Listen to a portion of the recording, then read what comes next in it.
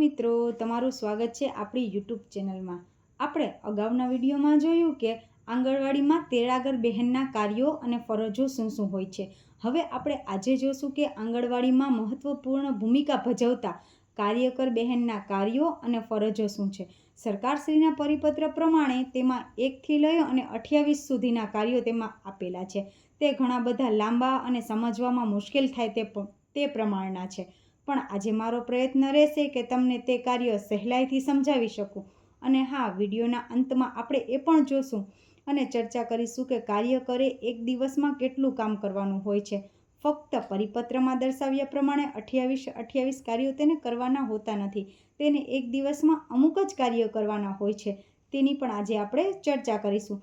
તો વિડીયોના અંત સુધી બન્યા રહેજો અને વિડીયોને લાઇક કરી અને ચેનલને સબસ્ક્રાઈબ કરવાનું ભૂલશો નહીં। તો ચાલો હવે આપણે જોઈએ કે સરકારશ્રીના પરિપત્ર પ્રમાણે કાર્યકરના કાર્યો કયા છે। તેમાં પહેલું આપેલું છે કે આંગણવાડી કેન્દ્ર નિર્ધારિત સમય મુજબ કાર્યરત રાખવાનું રહેશે। આંગણવાડીના કાર્યકરે સૂચન મુજબ પોતાના કાર્યક્ષેત્રનો સર્વે કરવાનો રહેશે। પોતાના કાર્યક્ષેત્રના બાળકોની આરોગ્ય પોષણ સેવાઓ પૂરી પાડવાની, તમામ બાળકોની વૃદ્ધિ વિકાસની દેખરેખ રાખવાની અને મધ્ય કુપોષિત તથા અતિ કુપોષિત તેમજ તબીબી સેવાની જરૂરિયાતવાળા બાળકોને ઓળખી અને તેઓનો સંદર્ભ સેવા પૂરી પાડવાની રહેશે।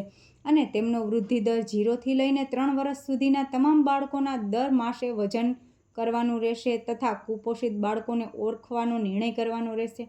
મમતા કાર્ડ તથા દરેક બાળકોની વ્યક્તિગત વૃદ્ધિ ગતિને માપવા માટેની વૃદ્ધિ આલેખ નિભાવવાનો રહેશે। ઓછું વજન ધરાવતા બાળકોની વિશેષ સંભાળ રાખવાની તથા મધ્યમ અને અતિ ગંભીર ઓછું વજન ધરાવતા બાળકોની પૈકી મેડિકલ કોમ્પ્લેક્સ ધરાવવાનું રહેશે। પુનર બાળકોને દર 15 અને 4 દિવસે ફોલોઅપ મુલાકાત કરવાની રહેશે। ગ્રામ્ય સજીવી સમિતિની ગ્રામ કક્ષાએ બેઠકમાં હાજર રહેવાનું રહેશે। ત્યારબાદ આંગણવાડીમાં લાભાર્થીઓના આગળના 3 દિવસમાં સરેરાશ હાજરી આધારે તેડાગરને દૈનિક રાશન કાઢી આપવાનું આવશે કે આંગણવાડીમાં તેને સરેરાશ બાળકોની હાજરી કે પ્રમાણે છે તે પ્રમાણે આંગણવાડી તેડાગરને તેને રાશન કાઢી અને બનાવવાની સૂચના આપવાની રહેશે।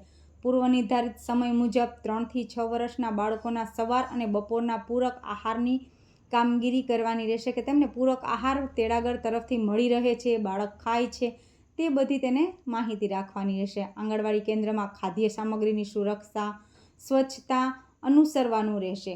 અઠવાડિયામાં ઓછામાં ઓછા 3 દિવસ ગૃહ મુલાકાત કરવાની રહેશે।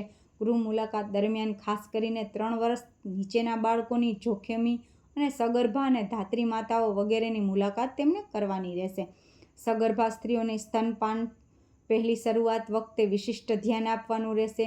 આંગણવાડીમાં સેવાઓ અસરકારક અમલીકરણ માટે ગૃહ મુલાકાત, મીટિંગ, વિવિધ કાર્યક્રમો, ઉજવણી વગેરે દ્વારા લોકસંપર્ક કરવાનો રહેશે, એટલે કે લાભાર્થીઓ દ્વારા તેમની મુલાકાત કરવાની રહેશે અને લાભાર્થીઓને હરેક બાબતની જાણ કરવાની રહેશે। લોકોના ભાગીરથ સુરક્ષિત કરવાનો હેતુ વિશે દિવસોની ઉજવણી કરવાની રહેશે। દાખલા તરીકે આપણે જોયું હશે કે આપણી આજુબાજુમાં આંગણવાડીમાં ક્યાં મંગળવાર દિવસ ઉજવાય છે કે પ્રથમ મંગળવારે સુપોષિત સવાર, બીજા મંગળવારે બાળ તુલા, ત્રીજો મંગળવાર અન્નપ્રાશન વગેરે દિવસો ત્યાં ઉજવાય છે વગેરે આ દિવસો છે તેની વિશેષ ઉજવણી કરવાની તેને રહેશે। આંગણવાડી કેન્દ્રના નિર્ધારિત કરેલા દિવસોમાં મમતા દિવસની ઉજવણી પણ કરવાની રહેશે।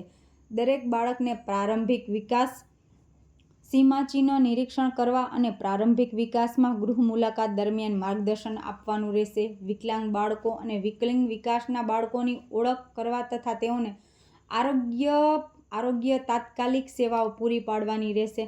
3 થી 6 વર્ષના બાળકોને પ્રી સ્કૂલ સમયપત્રક અનુસાર પ્રી સ્કૂલ કિટનો ઉપયોગ કરી પૂર્વ પ્રાથમિક શિક્ષણ પ્રવૃત્તિ કરવાની રહેશે।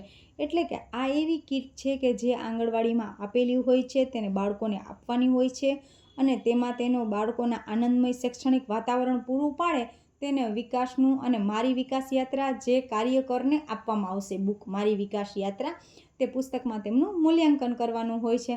પ્રાથમિક શાળામાં પ્રવેશ પામનાર આંગણવાડી બાળકને બાળ વિકાસ યોજના અધિકારી દ્વારા ઇસ્યુ થયેલ પૂર્વ પ્રાથમિક શિક્ષણનું પ્રમાણપત્ર આપવાનું રહેશે કે બાળકે આંગણવાડીમાં આવ્યો છે, તેને આંગણવાડીનું કાર્યમાં તેને ભાગ લીધો છે વગેરેનો એ પ્રમાણપત્ર 6 વર્ષે આપવાનું હોય છે તે તેને આપવાનું રહેશે। અને ત્યારબાદ જોઈએ કે પોતાની આંગણવાડીના કાર્યકરે પોષણ તથા આરોગ્ય સ્થિતિ સુધારવા માટે સંબંધિત અન્ય વિભાગો, આરોગ્ય પંચાયત, ગૃહ પંચાયત, શિક્ષણ, પાણી પુરવઠા સાથે સંકલન રહેવાનું હોય છે. તે બધા ઓલમોસ્ટ હોય જ છે સંકલન. તેમાં દર્શાવેલું છે સંકલન રહેવાનું. આંગણવાડી પ્રોત્સાહન સમિતિ નિયમિત બેઠક બોલાવવાની, કે આંગણવાડીના બધી બહેનો મળી અને જે મિટિંગ કરે છે, જે આપણે જોયેલી જ હશે, તે મિટિંગનું ઉલ્લેખ કરવામાં આવેલો છે.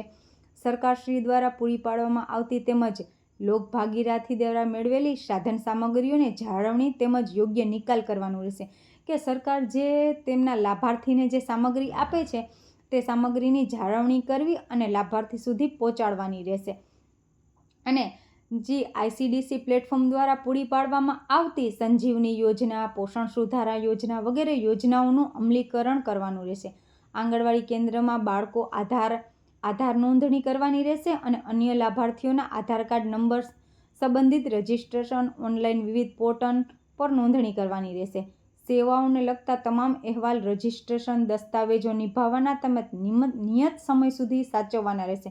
એટલે કે સેવાઓ આપી હોય તે અહેવાલો, તેની ઉજવણી કરી હોય તે અહેવાલો, દસ્તાવેજો વગેરે તેમને સાચવવાના રહેશે. અને ખાદ્ય સામગ્રીની વિગતો, લાભાર્થીઓની વિગતો, મૃત્યુ, બાળ જન્મ, મરણ સર્ટિફિકેટ વગેરેની નોંધ વગેરે તેને લેવાની રહેશે. અને દર માસ કરવામાં આવેલા નિયત તેમનો માસિક અહેવાલ તેને પૂરો કરવાનો રહેશે. એટલે કે આ બધા જે દસ્તાવેજો આંગણવાડીની અંદર સામાન્ય રીતે આપણે જોયેલા જ હોય છે, દસ્તાવેજો થતા હોય તે બધા તેમના નિર્ધારિત સમય માટે તેમને સાચવીને રાખવાના હોય છે. અને આંગણવાડી કાર્યકર તરફ પસંદગી થયેલા નિયત તાલીમો ફરજિયાત પૂર્ણ કરવાની રહેશે. તે આપણે અગાઉના વિડીયોમાં પણ કીધેલું હતું કે તેની તાલીમો તેને ફરજિયાત પૂર્ણ કરવાની રહેશે. મુખ્ય સેવિકા, બાળ વિકાસ યોજના અધિકારી, પ્રોગ્રામ અધિકારી વગેરે રાજ્ય કચેરી દ્વારા સોંપવામાં આવતી યોજનાઓને લગતી તમામ કામગીરી કરવાની રહેશે. કે ઉપરના અધિકારીઓ દ્વારા જે કામગીરી કરવામાં આવે છે તે તમામ કામગીરી તેને કરવાની રહેશે. અને સરકારશ્રી કાર્યો અને ફરજોમાં જરૂર જણાશે ત્યારે તે ફેરફાર કરી શકશે. તે તો તેના પરિપત્રમાં દર્શાવેલું જ છે કે તેમને જ્યાં પણ જરૂર દર્શાશે ત્યારે તે તેના કાર્યોમાં ફેરફાર કરી શકશે. તો આ હતા બધા પરિપત્ર પ્રમાણે કાર્યકરને કરવાના કાર્યો અને ફરજો. પણ ખરેખર રીતે તો એક દિવસમાં ગણતરી જેટલા જ કાર્યો કાર્યકરને કરવાના હોય છે. તેમાંનું પહેલું કાર્ય છે બાળકોની સંભાળ લેવી. એટલે કે જે તમને મોબાઈલ આપશે તેમાં તેની હાજરી પૂરવી, આરોગ્યની જાળવણી કરવી, બાળકોને પોષણભર્યું આહાર મળી રહે છે તેની ધ્યાન રાખવું અને તેના પણ ફોટો પાડવા. બીજું કે પ્રી સ્કૂલ એજ્યુકેશન એટલે કે શૈક્ષણિક પ્રવૃત્તિ કરવાની, બાળકોને રમાડવા, સમજાવવાની પ્રવૃત્તિ કરવી.